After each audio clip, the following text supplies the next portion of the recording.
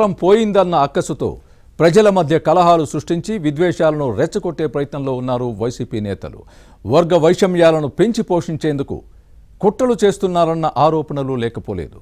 అల్లర్లు సృష్టించి ఘర్షణలు జరిగితే చూస్తూ తమ కడుపు మంటను చల్లార్చుకోవాలనుకుంటున్నారా? కడపలో ఓ సర్కిల్ పేరు అంశంపై జరిగిన రాజకీయ రగడకు వైసీపీ నేతలే కారణమని పోలీసుల దర్యాప్తులో తేలిందా? విద్వేషాలను రెచ్చగొట్టే కుట్ర జరిగిందా?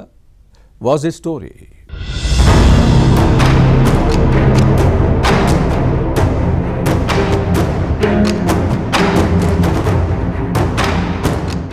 కూటమి ప్రభుత్వాన్ని ప్రశాంతంగా పనిచేసుకోనివ్వకూడదని వైసీపీ డిసైడ్ అయినట్టుంది.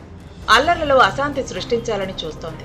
ప్రజల మధ్య కలహాలను పెంచి పోషించి గొడవలు ఘర్షణలు జరిగితే వాటిని వాడుకుని ప్రభుత్వాన్ని నిందించాలన్న ప్రయత్నంలో ఉన్నట్టు కనిపిస్తోంది. ప్రజలు ప్రశాంతంగా నిద్రపోవటం ఇష్టం లేనట్టుంది. అన్ని వర్గాలు కలిసిమెలిసి ఉండటం వైసీపీ నేతలకు నచ్చటం లేదు. దీంతో ఏదో ఒక గొడవ పెట్టైనా అలజడి సృష్టించాలని చూస్తోందన్న ఆరోపణలు లేకపోలేదు. వైసీపీ అధ్యక్షుడు జగన్ సొంత ఇలాకా కడప జిల్లాలో ఇదే జరుగుతోంది. అధికారం పోయిందన్న అక్కసుతో కుట్రలు కుతంత్రాలకు తెరతీస్తున్నారని వినిపిస్తోంది. కడపలో ఎన్నడూ లేని విధంగా ఇటీవల 2 వర్గాల మధ్య జరిగిన గొడవలు అల్లర్లే ఇందుకు నిదర్శనం. ఒక చిన్న సర్కిల్ పేరు వివాదం 2 వర్గాల మధ్య పెద్ద ఘర్షణకు దారితీసింది.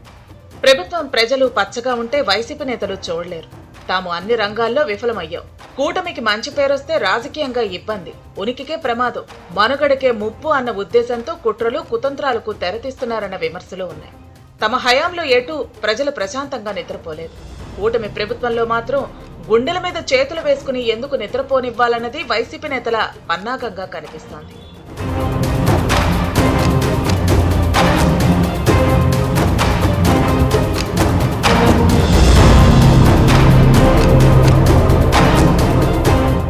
కడప అల్మాస్పేట సర్కిల్ కు టిప్పు సుల్తాన్ పేరు పెట్టాలన్నది మైనార్టీ పెద్దల ప్రతిపాదన. వైసీపీ హయాంలోనే దీన్ని నగరపాలక సంస్థకు పంపారు. అయితే దీనికి పక్కనే ఆంజనేయ స్వామి విగ్రహ ఆవిష్కరణలో భాగంగా ఒక వర్గం ఇక్కడ ఏర్పాటు చేసిన ఫ్లెక్సీల్లో హనుమాన్ సర్కిల్ పేరు పెట్టింది. దీంతో మరో వర్గం అభ్యంతరం వ్యక్తం చేసి టిప్పు సుల్తాన్ సర్కిల్ గానే పేరు పెట్టాలని పట్టుపట్టడం వివాదానికి దారితీసింది. 2 వర్గాల ఘర్షణలో పోలీసులతో పాటు ప్రజలకు గాయాలైన విషయాన్ని గుర్తుపెట్టుకోవాలి. దీంతో పోలీసులు లాఠీచార్జ్ చేసిన అంశాన్ని ప్రస్తావించుకోవాలి. ఈ గొడవల్లో కుట్రకోణం ఉందని గ్రహించిన ప్రభుత్వం లోతుగా విచారణ జరిపించడంతో పక్కా ప్రణాళికతో వైసీపీ నేతలే చేయించారని తేలింది.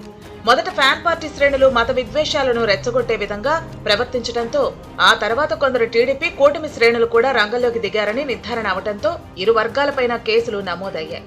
కొందరు అరెస్ట్ అయ్యారు.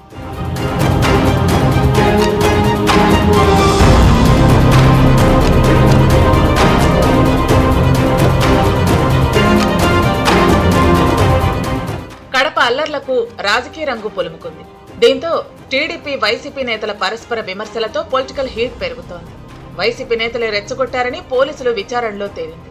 కూటమి ప్రభుత్వానికి చెడ్డ పేరు తీసుకొచ్చే దురుద్దేశంతోనే ఫ్యాన్ పార్టీ నేతలు ఈ దుష్ట పన్నాగానికి తెరతీసినట్టు బయటపడింది. ఇక అరెస్టైన వారిని విడిపించుకునేందుకు వైసీపీ ప్రయత్నిస్తోంది. ఎంపీ అవినాష్ రెడ్డి జిల్లా ఎస్పీ నచికేత్ విశ్వనాథ్ను కలిసి గొడవల్లో అమాయకులను జైలుకు పంపారని, అలాంటి వారిని విడుదల చేయాలంటూ వినతిపత్రం ఇవ్వటం విడ్డూరంగా ఉందన్న వ్యాఖ్యలు వినిపిస్తున్నాయి. తప్పు చేసిన వారికి వత్తాసు పలికి వకాల్తా పుచ్చుకోవటం విమర్శలకు తావిచ్చింది. గొడవకు కారణమైన సూత్రధారులను వదిలేశారన్నది ఈ ఎంపీ మాట. అలాంటి వారిపై చర్యలు తీసుకుంటే తమకు ఎలాంటి అభ్యంతరం లేదన్న విషయాన్ని ఎస్పీ దృష్టికి తెచ్చారు. కానీ వైసీపీ మాత్రం దీన్ని రాజకీయ ప్రయోజనాలకు వాడుకోవటం విమర్శలకు తావిస్తోంది. ఈ పరిస్థితుల్లో కడప అల్లర్ల వ్యవహారం రాజకీయంగా ఏ మలుపు తిరుగుతుందో చూడాలి.